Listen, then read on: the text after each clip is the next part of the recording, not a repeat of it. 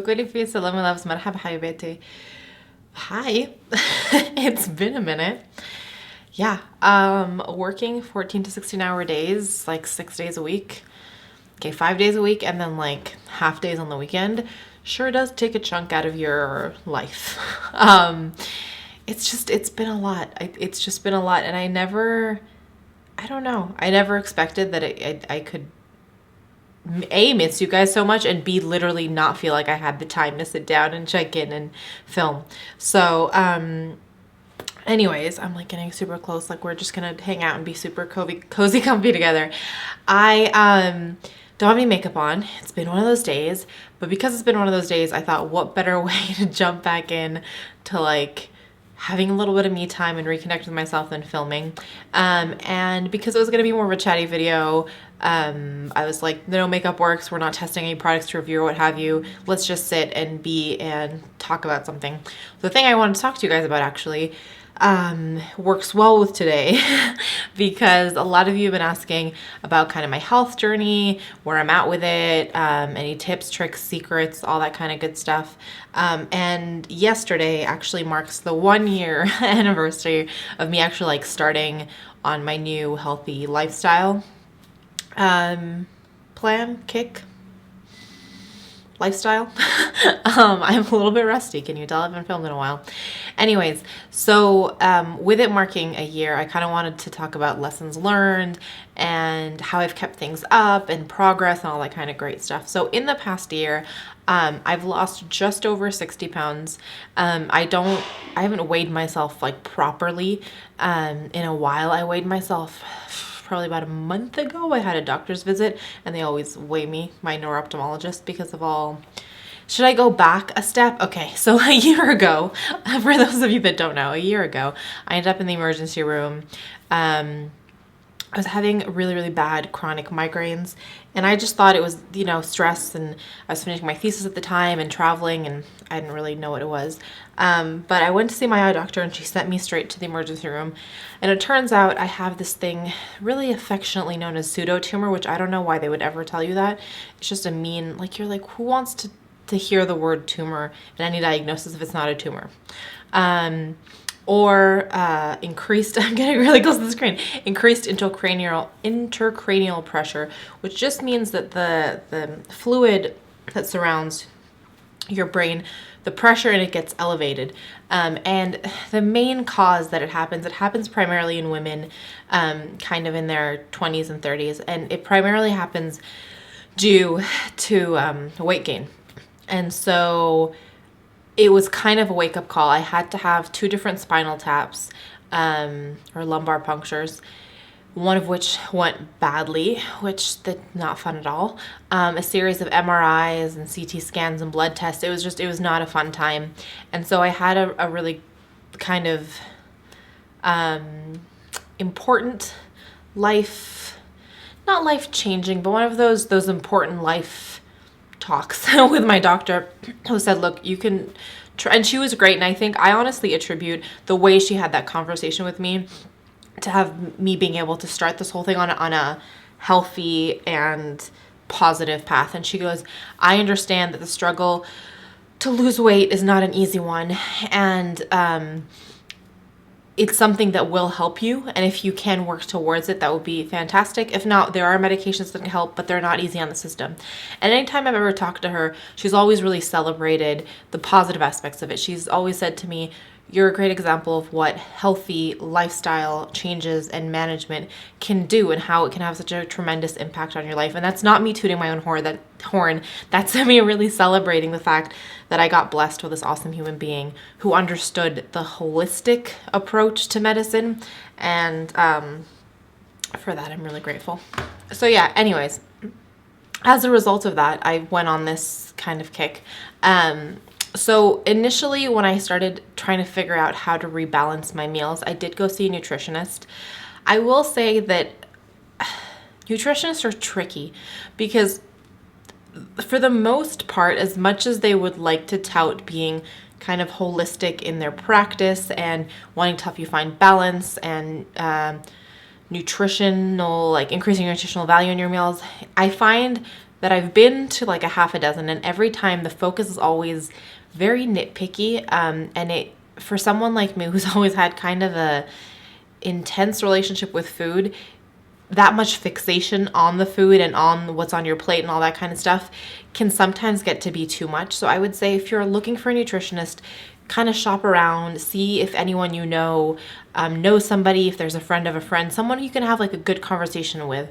I think the biggest lesson that I've taken away from the nutritionists is how to balance my meals, because as crazy as this sounds, I feel so much better when I'm eating balanced throughout the day. I just have more energy, like my body feels stronger, my mental acuity is better. That doesn't mean that I don't like have my moments where I want a slice of cake or I want some ice cream or a piece of pizza, but for the most part I find that now that I've gotten into the habit of eating balanced meals and I see how much of a difference it makes on my energy levels, and just my general sense of well-being, I'm very appreciative for having someone that has taught me how to balance my meals. So I would say if you're going to a nutritionist, even if you're going to like just grab some books from the library, try to learn how to balance your meals, because I think that's the first step towards eating better, is finding that balance in your meal.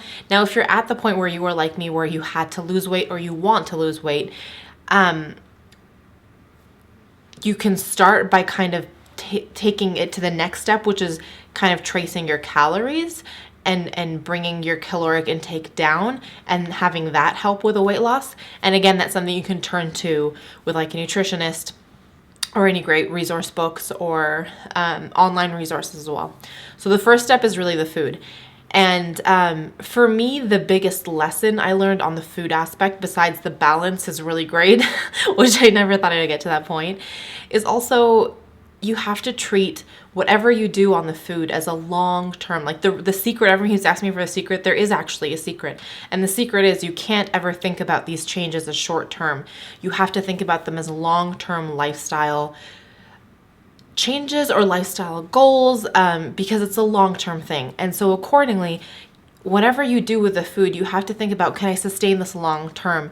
So for me on the short term, I had to be a little bit more strict initially for that weight to drop, for my health levels to get stabilized.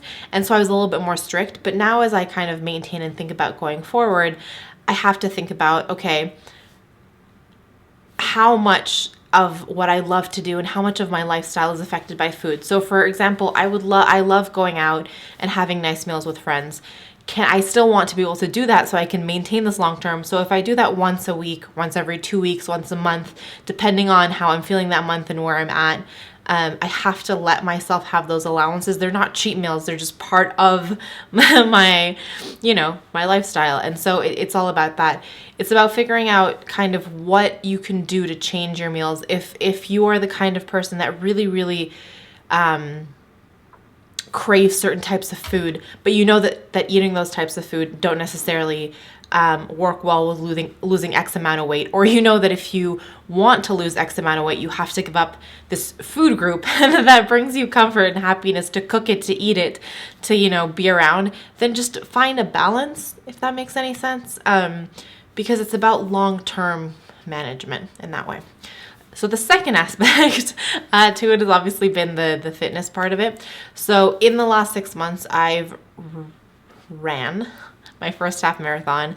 I ran a handful of 10Ks and some 5Ks, and I'm so excited that I can finally say I ran a half marathon. I've got one coming up in a month, and then I'm signed up for 2 more near the end of this year, and I'm so excited. Besides running, so when I was training for my first half marathon, it was again in that first phase where I was really full on, and I kind of took a break. I was only working part-time, so I could really focus on getting my health in check. During that time, I was running 5 days a week, so doing 4 timed runs, so 45 minutes, about 30 to 45 minutes, and then doing 1 distance run. So that starts kind of at 4 miles and works its way up to 14 miles to train for my race. And then I was also doing spin classes 3 times a week, and then circuit training, which is like weights and core and that kind of thing on a circuit. So there are 10 little stations and you rotate around 3 times. I was doing that twice a week. So I was really full on and I hit a point where it was really good. It's what I needed. It got me, you know, on the right track and it got me seeing the results I needed immediately for my health stuff. But I hit a point kind of 6 months in where my body was just getting really tired. I was dreading going to the gym and I kind of had to take a pause from it and I had to go, okay, look, here's what's happening with work. Here's how busy you are. You need to kind of scale back so that you don't fall completely off of like the wagon where you don't feel like everything working out is horrible. So what I scaled back to doing is spin 3 times a week, and I try to sneak in my activities in the morning. I just find that if I do it right before work, I have no excuse not to do it later in the day. So I do my spin then. And I've only honestly been running 2 to 3 times a week. I would like to be running closer to 4 times a week, but it just hasn't been happening. And instead of beating myself up about it, I just try to enjoy and get the most out of every run. And this is a tangent that I'm saying kind of to myself, but also to you, which is I forget sometimes in training for a runner and going to the gym that there's no report card at the end of it. There's no one that's going to hold my paycheck or throw me out on the streets or give me a bad review if I don't perform. All the things I do for activity's sake are for my own well-being and my own happiness. So if I only get to the gym twice a week, or if I only get 2 runs in, those are 2 good runs in, and I know that I'll get to that finish line come November. It might not be as fast as last time around, but that's not the point. The point is to be out there, to be doing. I've talked to you guys about how like strenuous activity is really good stress relief because you're putting all that strain on your body. Your mind has to let go. You also get to the end of the day that you're so tired you sleep better, and so I always kind of remind myself of that. So I participate in activities that help me keep moving, keep active, keep that blood pumping, keep my heart healthy, but also keep my stress at bay. So those are kind of my attitudes towards that. I will say that again, you have to find your balance. So I know that there are parts of my body that I would like to be stronger. I have like very little upper body strength. I would like my arms to be stronger. And so I have kind of this goal within the next year as work kind of settles a little bit to do some more personal training to kind of tone those areas.